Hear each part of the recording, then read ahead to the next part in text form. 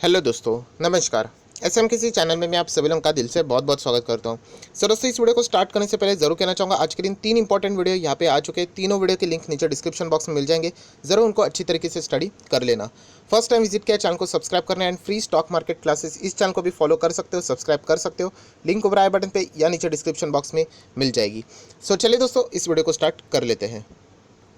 सो दोस्तों, अभी हम लोग आ चुके हैं हमारे नॉर्मल स्क्रीन के ऊपर एंड यहाँ पे हम लोग बात करने वाले कुछ ऐसे स्टॉक्स। यस दोस्तों, कुछ ऐसे स्टॉक, उनमें से एक स्टॉक तो ऐसा है दोस्तों जो कि हम कह सकते हैं बहुत बड़ी कंपनी है। यस, बहुत बड़े ग्रुप से जुड़ा हुआ ये कंपनी है। बट अगर हम लोग यहाँ पे कहे निवेश करने के हिसाब से तो बिल्कुल भी कंपनी ठीक नज़र नहीं लगती है। मैं अगेन डिस्क्लेमर ज़रूर देना चाहूँगा, यहाँ पे मेरी कोई कंपनी से रिलेटेड पर्सनली दुश्मनी नहीं है।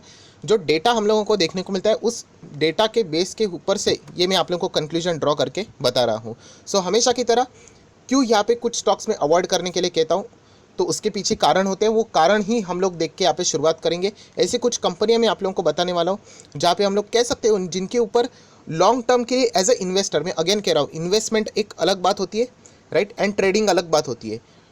ट्रेडिंग के हिसाब से आपको पता है कि कोई भी स्टॉक थोड़ा बहुत कभी भी चल जाता है। अगर एक अच्छी न्यूज़ आ गई 10% भाग जाएगा, बाद में वापस वो गिर भी जाते हैं। मैं इन्वेस्टमेंट के हिसाब से बात करता हूँ, ये चैनल इन्वेस्टमेंट के हिसाब से एंड खास करके लॉन्ग टर्म इन्वेस्टमेंट। तो इन्वेस्टमेंट के हिसाब से ये कंपनी बिल्कुल भी ठीक नज़र नहीं लगती है। बहुत कुछ ऐसे पैरामीटर्स है जो कि अगर आप लोग देखोगे तो समझ में आता है कि यहाँ पे आपका पैसा ग्रो हो नहीं सकता, राइट। कंपनी डूबेगी नहीं, बट अगर आपका पैसा जो मार्केट में आप लोग हमेशा जो आते हो रिस्क लेके आते हो, आप लोगों ने सुना होगा एक वर्ड बीटा, राइट। बीटा मतलब क्या? रिस्क। रिस्क डिनोट करने के लिए बाजार में जिसको हम लोग कह सकते हैं फाइनेंस के वर्ल्ड में बीटा दिखाया जाता है। सो वो रिस्क हम लोग ज़्यादा लेते हैं तो हम लोगों को अच्छे खासे रिटर्न की भी एक्सपेक्टेशन है। एंड ये कंपनी अगर मैं बात करूँ तो उस टाइप के अच्छे रिटर्न्स यहाँ पे नहीं दे पाएगी। ये मैंने आप लोगों को 2 साल पहले भी बताया था। आप लोगों को चाहे तो मैं वीडियो का लिंक दे दूंगा। आज वापस उसी कंपनी के बारे में अभी मैं आप लोगों को यहाँ पे कुछ चीज़ें सामने रखने वाला हूँ। तो एक एक पैरामीटर देखेंगे, उसके बाद आप लोग अगर चाहो तो इन चीज़ों को डिटेल में स्टडी कर सकते हो। सो दोस्तों, सबसे पहले हम लोग देखेंगे कंपनी के quarterly result. Yes, quarterly result की अगर हम लोग बात करें, बहुत ही ध्यान से देख लेना, जल्दबाजी मत करना। जल्दबाजी से कोई आउटकम नहीं आएगा। टेम्परेली बेसिस के ऊपर वो एक बोलते हैं ना, एक टाइम पास हो जाता है। बहुत ही अच्छी तरीके से चीज़ों को यहाँ पे डिसिप्लिन देख लेना, आपको चीज़ें समझ में आ जाएगी। सो ये कैसा है? क्वार्टरली रिजल्ट है। तो चलिए मैं थोड़ा सा पीछे जाता हूँ एंड पीछे के क्वार्टरली रिजल्ट आप देख सकते हैं कंपनी के। अभी पीछे मतलब हम लोग कहाँ पे आ गए, आप यहाँ पे देख सकते हैं जून 18, फिर सितंबर 18, दिसंबर 18, मार्च 19, ऐसे क्वार्टरली 4 क्वार्टर यहाँ पे चलते रहते हैं। तभी कंपनी का प्रॉफिट देख लेना, 300, फिर 387, फिर 562, 292, अच्छा खासा यहाँ पे चल रहा था। फिर बाद में यहाँ पे गिरावट आ गई, ज़बरदस्त गिरावट है, आप लोग देख सकते हैं। यहाँ पे ईपीएस से भी अंदाज़ा लगा सकते हो। देन 292 के बाद वापस कंपनी ने कमबैक किया, 500 का पुराना रेंज जो था वो अचीव किया। बाद में कंपनी 400 के रेंज में आ गई, फिर 350 के रेंज में आ गई। देन यहाँ पे हम लोग को ज़बरदस्त लॉस देखने को मिल रहा है। तो ये लॉस क्यों है? थोड़ा सा हम लोग नीचे आते हैं तो ये देखिए, लॉस तो होगा ही, क्योंकि मार्च आप लोगों को पता है 2020 कोविड के चलते वो तो बहुत ज़्यादा इश्यूज़ यहाँ पे हो चुके थे। देन अगर हम लोग बात करें नेक्स्ट, उनका जो जून क्वार्टर भी रहेगा वो भी डैमेजिंग वाला ही था। आप देख सकते हैं कितना, पहले तो 500 कमाने वाली कंपनी अभी प्रॉफिट सिर्फ 300 हो रहे हैं। Obviously rupees in lakhs crore की बातें होती है।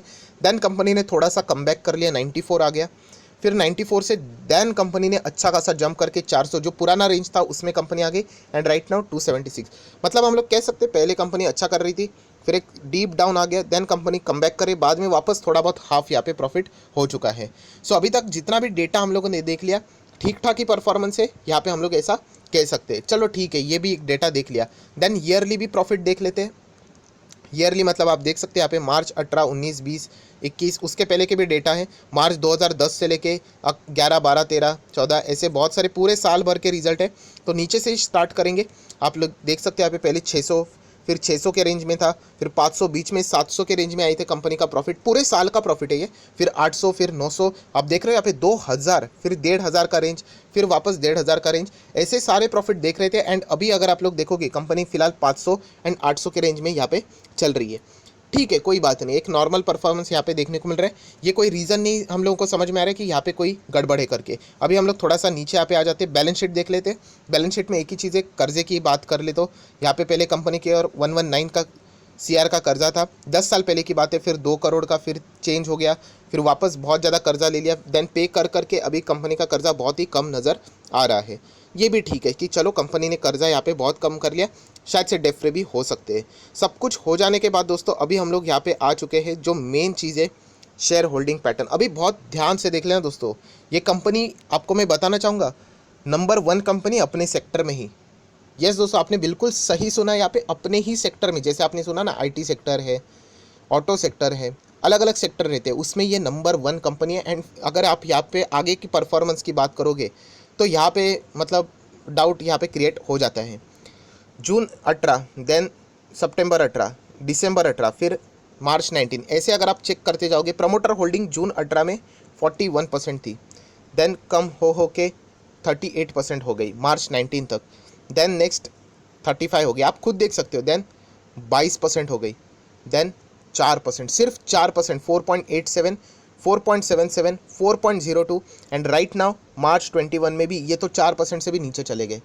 मतलब आप देख सकते हो दोस्तों कि जहाँ पे प्रमोटर की होल्डिंग ही पहले 40% से ज़्यादा थी, वो आज यहाँ पे 10% भी नहीं है, 4% भी नहीं है, आप देख सकते हो उसके नीचे। एंड वो भी चेक कर लो एक बार जाके कि क्या प्रमोटर ने शेयर्स गिरवी रखे हैं कि नहीं, वो भी आपको समझ में आ जाएगा, वहाँ पे भी कुछ ना कुछ इश्यूज हो सकते हैं।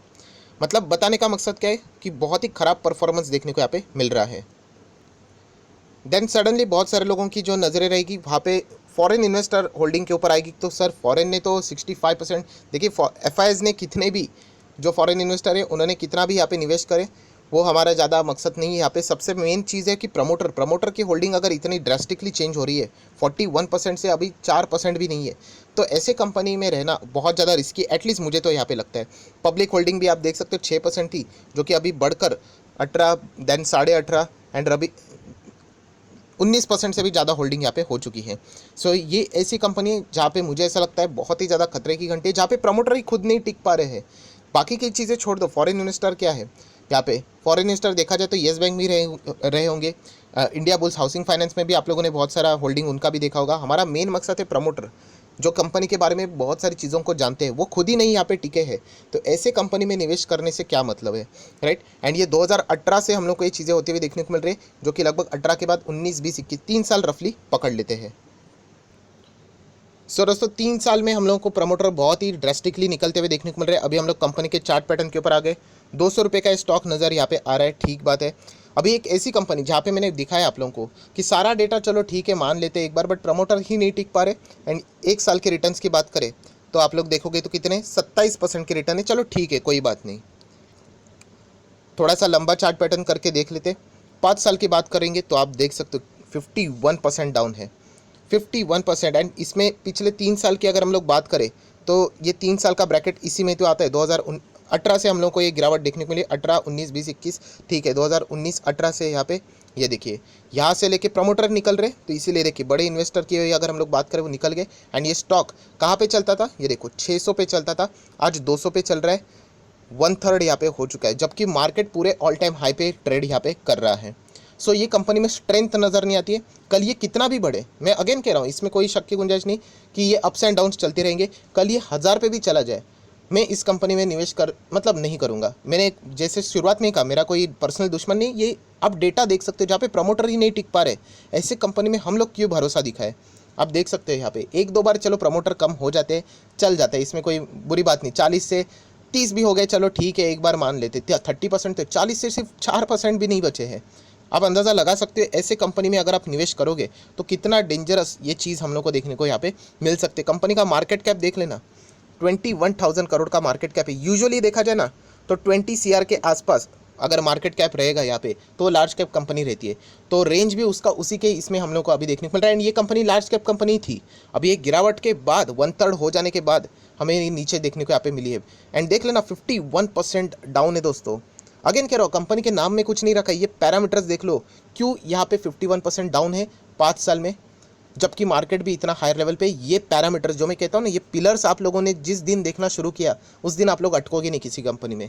एंड यही सबसे बड़ा मेन रीज़न है कि रिटेल इन्वेस्टर यहाँ पे फंसता है कि चीज़ों के ऊपर उसका ध्यान बहुत कम हो जाता है। देन दोस्तों अभी हम लोग ने जैसे देखा शेयर होल्डिंग पैटर्न 3.99 है, एक बार चेक कर रहे थे कोई गिरवी तो नहीं इसमें, तो देखिए इसमें भी गिरवी है, इतना छोटा परसेंटेज है, उसमें भी लगभग 5-5.5% गिरवी रखा हुआ है। सो ये जो पैरामीटर्स है ना, वो एक हेल्दी कंपनी के नज़र नहीं आते, जहाँ पे हम लोग एक इन्वेस्टर, हम लोग लंबी अवधि की पारी खेलना पसंद करते हैं 5 साल होल्ड करने के लिए।